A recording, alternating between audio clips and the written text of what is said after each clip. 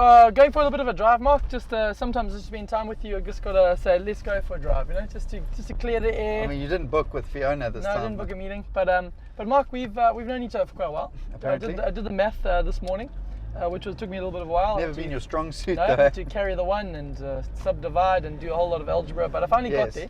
Yeah. We've been working together for 7 years. Yeah. And but we've known each other now for 14 years. So wow. 14 years have gone by, and I just thought it was. So I knew you in preschool? You were in preschool? No, that was. I knew you before you had facial hair. Wait a minute. And before you had back hair. That's true. That is very true. But but we've known each other for a while, Mark, and I just thought it was important just to set the scene before. I've got some really deep questions I'd love to ask you today. I'm excited. But before we get to some deep ones, yes. maybe just for my own ego. Yeah. You've known me for a long time. What is one of your first memories of Gabriel Phillips? One of my first memories of Gabriel Phillips was on a youth camp. Not a youth camp, it was a student camp. You were a student at university, Richard Livy Gordon, and I organised a camp, and you came there, and they did Christian or spiritual charades or something. They called it Christian. No, yeah.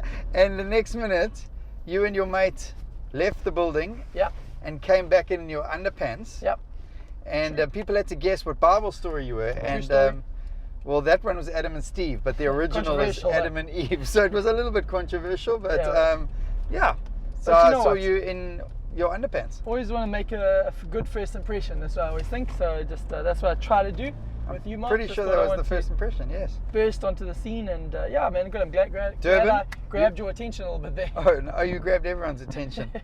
But it's all good and all fun. Okay, that's nice. Nice to know that there's a bit of history, a little bit. But ever since I've known you, Mark, and this is a serious thought. They're in deep quickly, Yeah, from semi-nude Christian charades to some deep theological question. No, not too deep, but just. What I do know about you, what I think is mark of you and your life and what exudes from you whenever somebody gets around you, is that you are a person who believes that there's always more for people. I remember your first sermon, one of your first sermons at Life Change was that there's God is more land and more glory. Yes. And I think the gist of that was actually a call to more, just a call to more, that's actually not to settle. And I actually have loved that. I remember when Craig Clark came down a few years ago and we had a leaders time, and people had to describe, if you had to choose one word that described Mark Van Pletsen's ministry, it was stretching. Not warm. While he got pastor, warm, loving cuddly, and gentle, just like I got Jesus. Stretching was the only answer that I got. So and and stretching is that thought. So, but I think it is a good thing. It's a great thing to know that actually, and I'm. It depends. On perspective. Perspective, but I'm a personal recipient of that. That actually, you call people to more. You live your life in fifth gear. Let's go. Give it a go. Let's get the most out of it. But I think with the underlying principle is that you believe that God has got more for people, more for organizations, more for businesses, more for churches, and people settle too quickly. Yeah. So I wanted to ask, where did that come from? What is that thing that inside of you, that innate desire to call people to the more? Where does it come from? And what fuels that, do you think? I think I've had the privilege of almost growing up in church. Yeah. I was in community at a very young age, enjoying the privilege of that, and I've had people do that for me.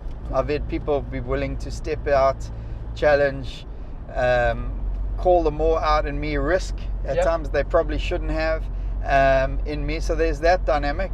And then there's just an understanding of our Father in heaven who invests in our lives and says, I'm going to invest to a point that I know there's more, and you don't deserve it sometimes, and you're not good enough in real terms sometimes, but still God's done that in our lives, and He keeps reaching out. I mean, I remember the first time I led worship, I was so nervous, and yet it was Nick Chadwick from Church of Maine who called me and said, come be a part of worship. And then the first time they asked me to preach, I remember at 11 o'clock at night turning to my wife, because I wasn't a young starter, and saying to Cans, I have to phone Paul Spooner and pull out of this. I have to make an excuse. I have to find a reason to not be at that moment preaching, because I was so nervous. And yet people have invested, taken risks. Rory asking us onto eldership at a young age in a large church in Durban. I've had people invest in my life, so I've seen the fruit of that. Yeah. And I believe in it. And I believe that often people don't see the more in their lives. Yeah. There are very few people. Most people actually don't see the potential of their own story. And part of leadership is that thing. What are the songs inside of people that haven't been sung yet? Brilliant. What are the stories? Yeah. What are the businesses? What are the God ideas that are inside of people? Well, part of a leader's role, and just a friend's role, I also believe, is to challenge that stuff out, to call it out, and keep doing that. And so obviously one thing that you obviously don't see more in me as a driver of a car, because you without question we're using never a doubt who was driving this car while talking. It was never going to be you. There we go. And let's be honest, our whole team agreed. No. Just because for public they are safety. People who do not have vision, and people who do not understand what a good track record is. Zero accidents, people. Zero accidents. That's Zero accidents, yeah. How many close calls? Thousands. Debate. We're in the thousands, I think. But you also did mention songs that are in people, so maybe what if you just to keep this thing on track? What are some of the songs that you would, if you had to have a go-to driving song right now, like on the radio, the song is just gonna, hey, this one is for, we're going on a drive. We're going old school, new school. What are we talking? Whatever you feel like. Because I mean, there's Walking in Sunshine back, Jolling Days. I mean, let's be honest, good old there we go. quality song. I mean, you probably sunshine. don't remember that song. I'm walking on sunshine. Whoa! Yes. Come on. It's a sunshiny day.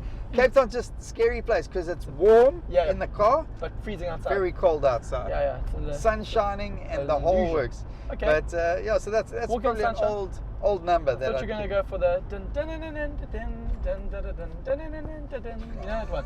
I can't even remember. Waking him up. That's the one. I just got Terry Crews in my head, and I thought for me, I got you are the white version of Terry Crews in my head. I'll take it because that oak is buff. Yeah, you did have what Kevin Hart. My kids asked me to do that dance with the pecs that he does. It's quite. It's less impressive than when he does. All right, keeping this thing on moving. We say calling people to the more. Leadership is calling people to the more. Leadership I think it is. And in essence, is taking people from where they are to where God would have them to be. And a lot of people are reluctant on the journey for a number of reasons. Yeah. But I think in that discussion and pulling people along, you've got a number of the word we'd use is axioms, like one-liner phrases that just come out of you. But they're not just phrases. They're not just cheap sentences. And I think they're helpful because they've really anchored you. And you say them quite a lot. So obviously mean a lot to you. To me, they're almost just part of language and makeup, and they're not really clever ideas that I think they're just things that would help me navigate life. Yeah. And navigate relationships, because what we do is relationships. Yeah. When we're leading people, calling people, whatever it is, it's in relationship. It's not some professional from a distance. So. Yeah. Okay. So if with that in mind, if I threw some of them at you, would you be able to help unpack them a little bit? I'm going to try, because if I say them, hopefully there's some thinking behind them. Maybe I can learn something from them. But one that I know that is big from you, and it's I would imagine from your marketing days. In case, what's that? If people don't know, you did work for Unilever. Am I correct, eh? That's what they say. Have you mentioned it once or twice before? Once or twice. Okay, most other people mention it, like I've mentioned it, but we can carry on. But a phrase is true. You say, and it's not yours, but I think you've owned it, and maybe can help us understand how it works. Maybe in a Christian leadership, under promise, over deliver. Oh, you've heard that a few times. Yeah. But most people, I think, often work in the reverse. They over promise, they overstate, they over say yes to things, and there's just no backing of it. Maybe help us unpack that a little bit. Yeah, it is one of those. I don't know if I learned that in Unilever or more in ministry, to be honest, because as a pastor, you love people. Yeah. And it's hard to say no sometimes when you know people need help, all that kind of stuff. But I've lived in a world where I would rather under promise. We live in a world of over promise. Yeah. This gym contract will do this for you. If you just pay this, and this car will bring that. And as a marketing guy, I know I was trained and equipped to make promises to people in a way that is appealing to them. Awesome. And they would potentially buy into it, and even if in a way that they would pay to fulfill that promise. Yeah. And that's not right when you start dealing with people and relationships. And I realized there's a better philosophy. Jesus comes for 30 years, he just understates his life. He lives a story as a carpenter, he navigates and then totally over delivers. And I know I'm not trying to stress Jesus had this philosophy. He didn't have to, because he can't under deliver. But there is a reality that in our lives and the way we navigate relationships, so much rests on this thing of expectations. Oh yeah. So much. And if I can manage the expectations somewhat, by almost, and I'm very conscious, I do it with people sometimes. People bring an idea and I go, I don't go, wow, that's amazing, even though I think it might be. I rather play down the initial response sometimes, not all the time, but sometimes, just so that I could rather over-deliver on the delivery, over-deliver on the response, over-deliver on that level, because I think that's where relationships go wrong, around this thing of expectations. And the over-promise, under-promise and over-deliver reality is about, hey, I have a great desire to over-deliver, whether it is in a relationship, whether it is in work that I do, whether it is in the timings of things in which I'm able to do it, be it my kids, be it people I work with, be it someone like Fiona who's very organized, very things. Yes, your wife. Some context, and give context for her. Right now, people start interceding.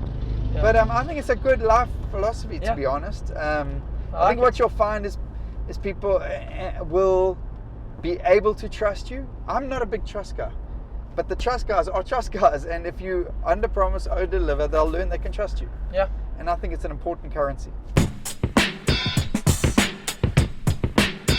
Oh, has this thing died? Yeah, probably. Or we didn't say goodbye, or